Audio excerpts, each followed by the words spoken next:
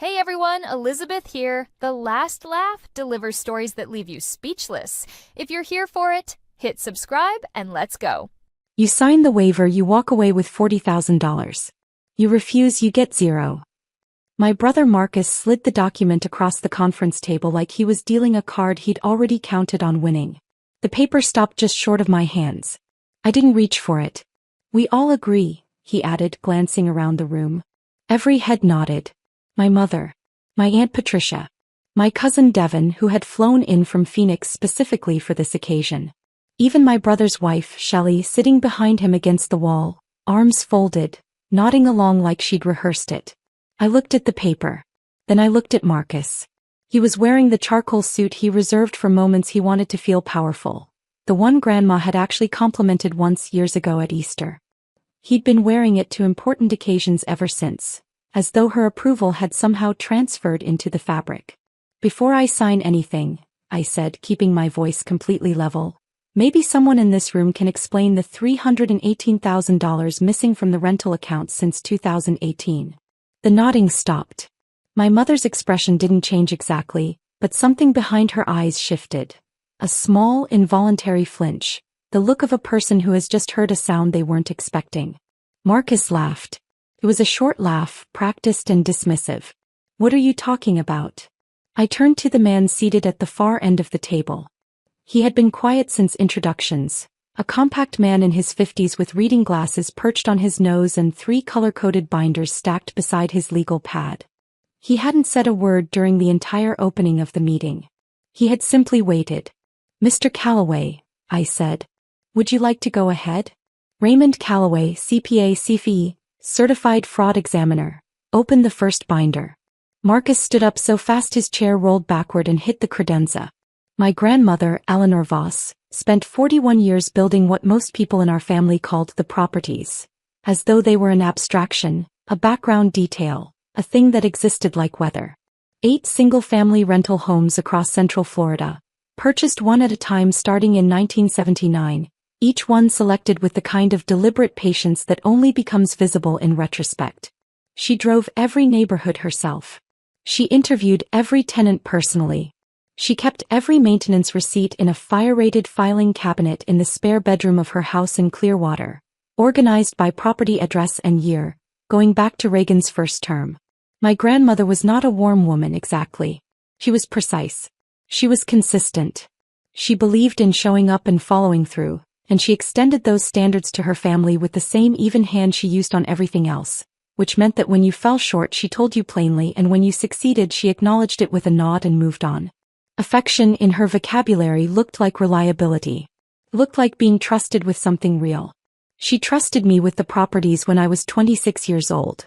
Not officially, not yet. But the summer after I finished my accounting degree, she invited me to Clearwater for what she described as a working visit. I thought it would be a few days. It turned into 6 weeks. Every morning we drove to a different property.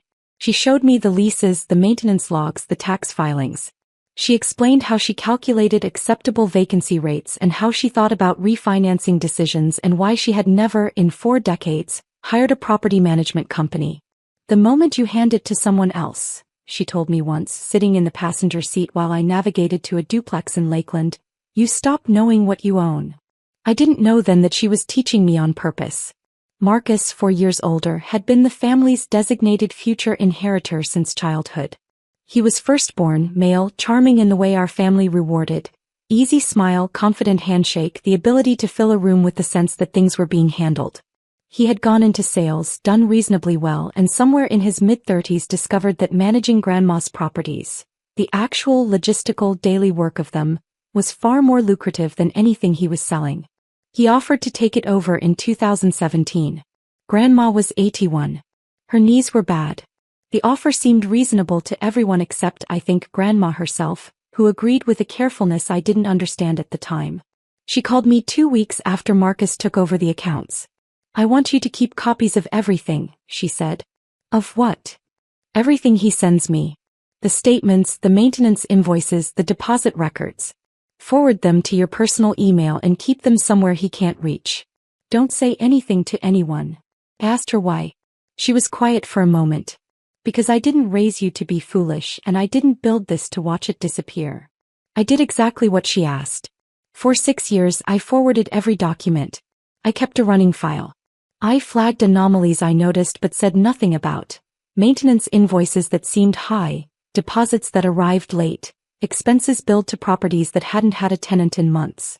In 2020, Grandma called a different attorney than the one the family had always used. A woman named Sandra Okafor, an estate planning specialist in Tampa. I know this because Grandma told me and because I drove her to the appointment. I waited in the parking lot for 2 hours reading a novel, and when she came out she looked the way she always looked after completing something she'd planned carefully. Settled, quiet, done. She didn't explain what had been signed that day. She just said, "It's handled," and asked me to take her to lunch. Eleanor Voss died 14 months ago in February at 87 years old in her own home in her own bed, surrounded by the people she chose. She had outlasted 2 of her own children and most of her contemporaries, and she died with the same precision she had applied to everything else. Her affairs were in order, her instructions were clear, and she had made absolutely certain that the people she trusted were in a position to act on what she'd left them. It took 14 months for Marcus to call the meeting. I lived in Atlanta. That was the detail my family used most often when explaining why I was peripheral. Not just geographically peripheral but peripherally peripheral, a person who had chosen distance and therefore couldn't complain about being left out of things. What I actually did in Atlanta was work as a senior financial analyst at a healthcare consulting firm, a job I was good at and that paid well and that I found genuinely interesting, which I knew made me unusual and didn't bother pretending otherwise. I had a 2-bedroom apartment near Inman Park with a 2nd bedroom I used as an office. I had a friend group I'd built slowly and kept carefully, my college roommate Diane, who was now a pediatric nurse. A man named Kwame I'd met at a cycling class and who had become one of my closest friends. My colleague Priya, who made me laugh harder than almost anyone I knew. I had built a life that fit me, which sounds simple but had required for me several years of deliberate construction following a period when nothing fit at all. I didn't talk about that period with my family. I didn't talk about much with my family. What I did quietly in the background of my actual life was maintain the file. When Raymond Calloway's name came up, it was through Diane. Her brother-in-law had used him in a business dispute, a contractor situation involving falsified invoices, and she mentioned it over dinner one night because I had made a comment, vague enough that I thought she wouldn't notice, about being concerned about some financial records I'd been tracking. Diane noticed everything. "If you think something's wrong," she said, "stop thinking and find out." I called Calloway's office the following Monday. Our first meeting was a video call, 90 minutes, during which I shared my screen and walked him through 6 years of documented discrepancies. When I finished, he was quiet for a moment. "How long have you been keeping these records?" he asked. "Since 2017. "On whose instruction?" "My grandmother's." He nodded slowly, the way experienced people nod when something confirms a suspicion they'd formed early. "I'll need 90 days and access to the original bank records. If what you're showing me is accurate, you're looking at systematic skimming, rental deposits diverted before they hit the account, maintenance invoices issued to shell vendors, possibly more." "How much?" I asked. "Based on what you've shown me?" "Conservatively, 250,000. Could be significantly higher when we get into the actual statements." It was higher. The letter arrived 6 weeks before the meeting. A formal notice from the estate attorney Marcus had retained, a man named Gerald Fitch at a firm I didn't recognize, outlining the proposed distribution of Eleanor Voss's estate. The letter was addressed to me at my parents' address in Tampa, which meant it had been sitting there for 11 days before my mother thought to call me about it. The proposed distribution was as follows. Marcus would receive all 8 rental properties. My mother would receive the Clearwater house. I would receive the contents of a savings account currently valued at approximately $40,000. My cousin Devin, who had attended perhaps 4 family events in the last decade, would receive the antique furniture. There was no mention of any superseding documents. There was no mention of Sandra Okafor. There was no mention of the 2-hour appointment in Tampa in 2020, or anything signed that afternoon, or anything that had happened between my grandmother and me across 30 years of careful attention. I read the letter twice, sitting on my couch in Atlanta while Kwame waited in my kitchen about to make dinner. I set it on the coffee table. "Everything okay?" he called. "Getting there," I said. I called Sandra Okafor the next morning. She confirmed what I already knew, that my grandmother had established an irrevocable trust in November 2020, naming me as sole trustee and primary beneficiary of all 8 rental properties.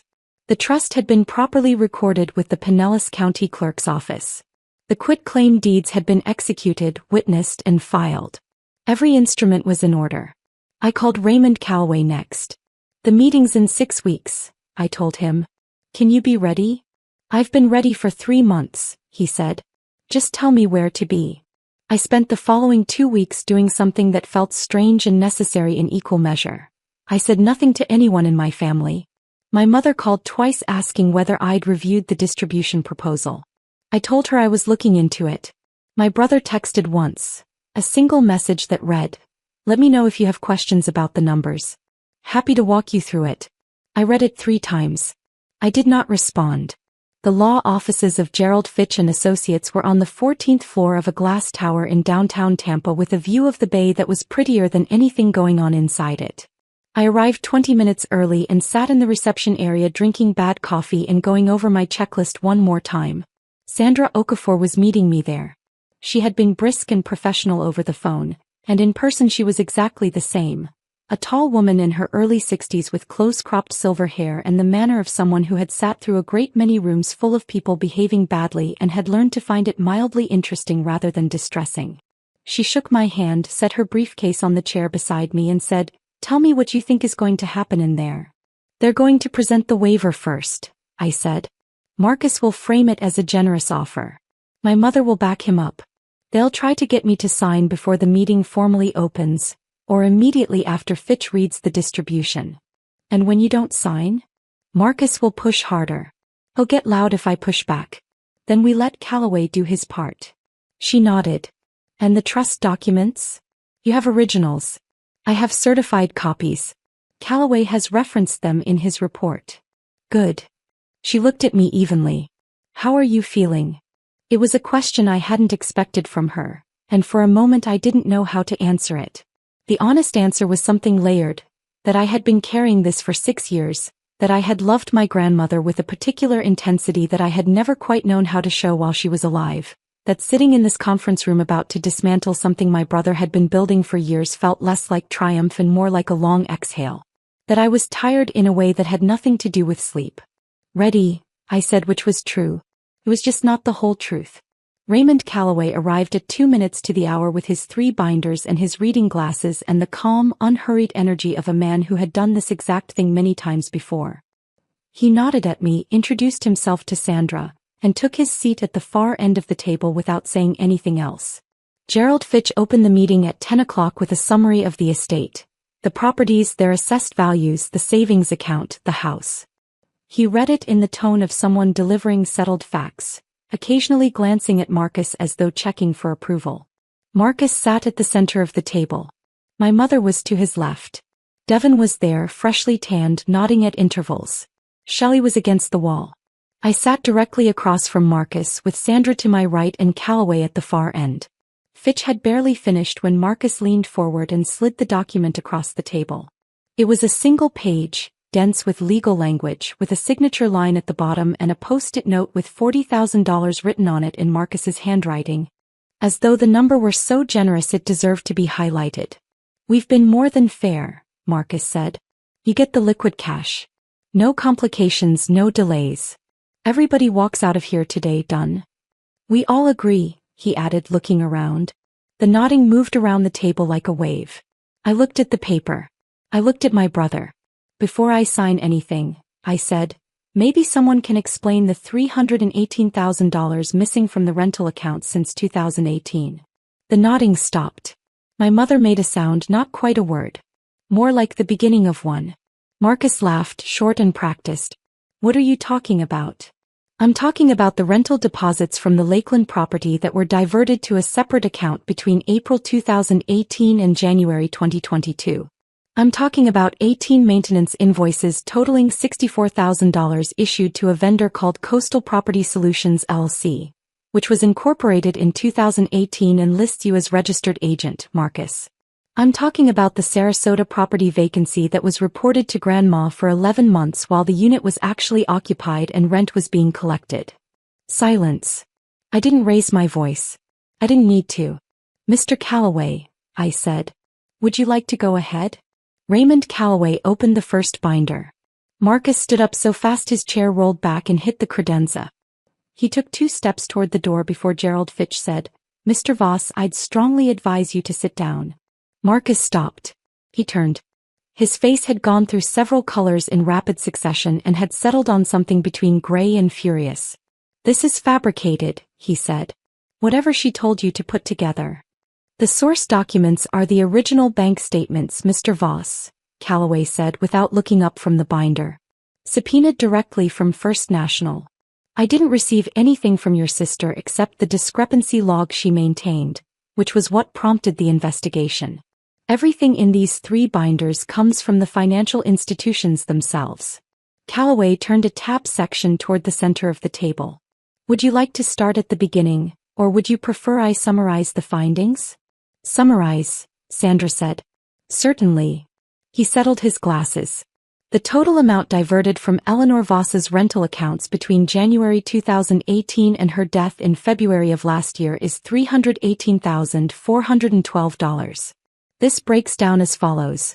$142,000 in redirected rental deposits across 4 properties, $91,000 in fraudulent vendor payments to Coastal Property Solutions LLC, and $85,000 in miscellaneous expense charges that have no corresponding receipts or service records.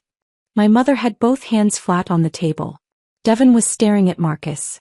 Shelley had stood up from her chair against the wall but hadn't moved anywhere. Additionally, Calloway continued, the records show that 2 properties were reported as vacant to Mrs. Voss for extended periods while simultaneously generating rental income. The Sarasota property collected 11 months of rent, approximately $36,000, during a period Marcus Voss reported to his grandmother as a vacancy. Marcus pointed at me from across the room. You did this to destroy me. You did this, I said quietly. I just kept the receipts. Gerald Fitch had stopped taking notes. He was looking at Marcus with the expression of a man rapidly calculating his own exposure. Sandra Okafor set her briefcase on the table and opened it. While Mr. Calloway completes his summary, I'd like to introduce the second matter. She slid a document to Gerald Fitch. In November 2020, Eleanor Voss established an irrevocable living trust with my office as the executing firm. All 8 rental properties were conveyed to that trust via properly executed and recorded quitclaim deeds. The trust names my client, she nodded toward me, as sole trustee and primary beneficiary. These documents supersede any testamentary distribution, as they represent completed inter vivos transfers. The properties did not pass through the estate because they were no longer part of the estate at Mrs. Voss's death. Gerald Fitch looked at the documents. He looked at them for a long time. That's not possible, Marcus said, but his voice had lost its shape. The confidence had drained out of it and what was left was something thin and confused, a man trying to understand how the ground had disappeared beneath him. It's recorded with the Pinellas County Clerk, Sandra said. I can provide the recording numbers if you'd like to verify in real time. My mother started crying. Not the loud, theatrical kind, the quiet kind which was somehow harder to be in the room with. She was looking at Marcus and her face had the expression of a person watching someone they love become a stranger. I had thought in the months of preparation that this moment would feel a certain way, that there would be satisfaction in it, something clean and completing. What I actually felt was heavier than that. My grandmother had known. She had known for 6 years what Marcus was doing to the thing she'd built, and she had watched it happen and said nothing to him and quietly, methodically, made sure it couldn't touch what she was leaving to me. The weight of that, her silence, her strategy, the particular loneliness of a woman in her 80s watching her grandson steal from her and choosing a long game over a confrontation, settled into me like something I would carry for a long time. The $40,000, I said looking at Marcus. That was from her savings account. Money she had left to herself to spend on herself in her last years. You were going to give me her grocery money and call it generous. He didn't answer. I think we're done with the waiver, Sandra said. Marcus did not leave the room gracefully. He sat back down when Fitch told him to, But he did it the way someone sits when they're calculating rather than accepting, and he spent the next 40 minutes speaking to Fitch in a low, urgent voice while Sandra walked me through the trust transfer mechanics and Calloway organized his documentation for the copies he would be delivering to the Hillsborough County Financial Crimes Unit the following morning. He had called a personal attorney by the time we walked out.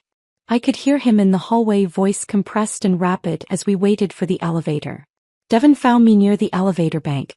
He looked uncomfortable in the specific way of someone who had come for one thing and gotten something entirely different. I didn't know, he said. I know, I said. I believed him. My mother was sitting in a chair in the reception area when we passed through. She looked up when she saw me. She didn't say anything. I stopped. She knew what he was doing, I said. She didn't confront him. He just made sure I was protected. That's what she did with the time she had left. My mother looked at the floor. I didn't know about the money. I believe you, I said.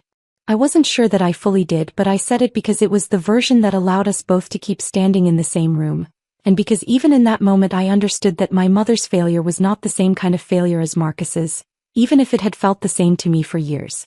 We didn't hug. We didn't make plans. We stood there for a moment in the particular awkwardness of people whose relationship has just been permanently reorganized and hasn't yet learned its new shape. Then I walked out. Kwame was parked outside.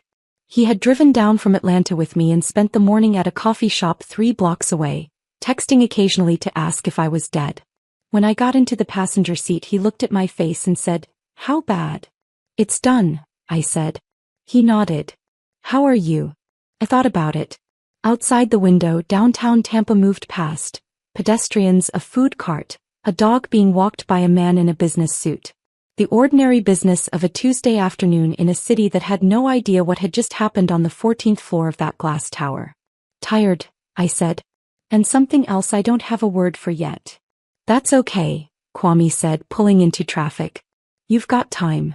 The forensic accounting report was submitted to the Hillsborough County Financial Crimes Unit on a Thursday. The following Tuesday, Marcus's attorney contacted Sandra Okafor with a proposed restitution arrangement. Sandra told me about it over the phone and asked what I wanted to do. "What are my options?" "He can agree to full restitution, $318,000, on a structured payment schedule in exchange for your cooperation in keeping this a civil matter rather than a criminal referral. Or you decline and Calloway's report goes to the state attorney's office, and Marcus faces possible charges for elder financial exploitation, which in Florida carries significant penalties given your grandmother's age." I thought about it for 2 days.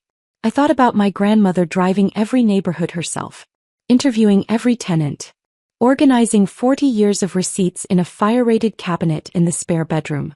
The phone call in 2017, "Keep copies of everything," delivered in her straightforward way with no drama, because she had understood exactly what was happening and had already decided what to do about it. She had not been a woman who believed in punishment for its own sake. She had believed in consequence, which is different. Consequence followed from action with the logic of cause and effect.